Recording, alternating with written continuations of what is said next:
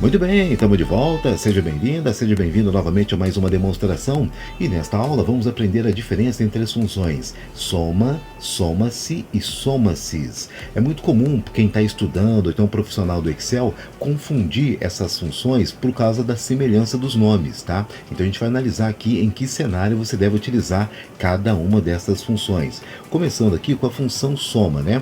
É claro, temos aqui a nossa base de dados de simulação, temos aqui os meses, logo na sequência a coluna com as regiões, os vendedores que efetuaram alguma transação nessas regiões e a quantidade que foi envolvida em cada uma delas. Começando com a função soma, tá? Que é claro, ele vai totalizar os valores de uma coluna ou de uma linha.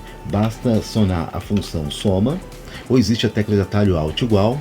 Acionamos a função soma e selecionamos o intervalo com os valores que serão totalizados. Neste caso aqui é uma soma geral, onde todos os valores envolvidos serão processados.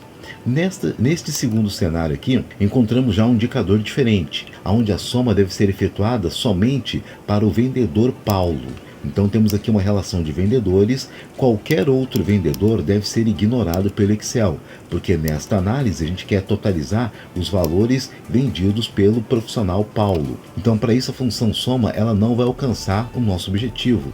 Devemos utilizar a função soma-se, tá? A função soma-se ele vai efetuar um somatório baseado em um item de uma coluna. Então veja como é que se monta ela aqui. Primeiro ele vai solicitar a coluna de referência. A coluna de referência é a coluna com os vendedores, ponto e vírgula. Nesta coluna de vendedores devemos escolher o vendedor que será observado. Nesse caso é o vendedor Paulo.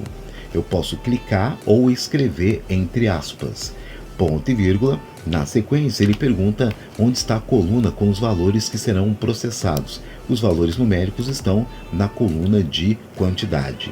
Simples assim. Fecho parêntese e nesse caso eu tenho o total só do vendedor Paulo ou qualquer vendedor que eu escolher aqui na minha lista de análise. Já no segundo caso, vamos utilizar aqui como referência duas ou mais colunas. Ele quer fazer a soma do vendedor Paulo somente para a região norte.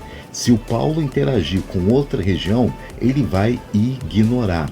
Então, como eu vou passar para ele duas colunas, a coluna região e a coluna vendedor, aí eu vou utilizar a função soma-ses, no plural, porque eu vou estar interagindo duas ou mais colunas. Quando eu interajo uma única coluna, é soma-se no singular. Então, novamente aqui, soma-ses. E nesta configuração, ele começa perguntando onde estão os valores numéricos que serão processados. Os valores numéricos estão nesta coluna daqui, ponto e vírgula. A primeira coluna que eu vou usar como referência vai ser a coluna com as regiões, tá? Ponto e vírgula. Como eu não tenho nada para clicar, eu vou ter que escrever, entre aspas duplas, o nome da região que eu quero, que nesse caso aqui é região norte. Então eu vou lá, escrevo região norte, fecho aspas desta informação, ponto e vírgula. A próxima coluna que será analisada é a coluna com os vendedores, ponto e vírgula novamente, e o vendedor que será buscado nesta coluna é a coluna Paulo. Então eu devo escrever esta informação entre aspas, porque eu não tenho nenhuma referência para poder clicar. Então a diferença da função soma-se é que eu vou interagindo duas ou mais colunas. Nesse nosso caso aqui já terminei a minha análise e eu posso pressionar Enter. Então veja que esse resultado é o resultado da combinação Paulo para a região norte. É claro que aqui na coincidência, né, se você observar aqui em cima, deu a mesma quantidade, só para o vendedor Paulo. É porque aqui o Paulo, ele só interagiu com a região norte, né? Mas se eu trocar aqui, por exemplo, vou pegar Nordeste, vou puxar ele para baixo, e aí já muda aqui embaixo, ó, porque diminuiu o número de interações. Ou se eu tirar aqui Sudeste, vou dar um Ctrl C e jogar aqui para cima. Então eu tirei a interação com Paulo, o valor ficou diferente. Então aquele cenário que a gente sempre orienta os alunos. Se você montar a função corretamente, pode confiar que o Excel vai trazer o resultado com precisão.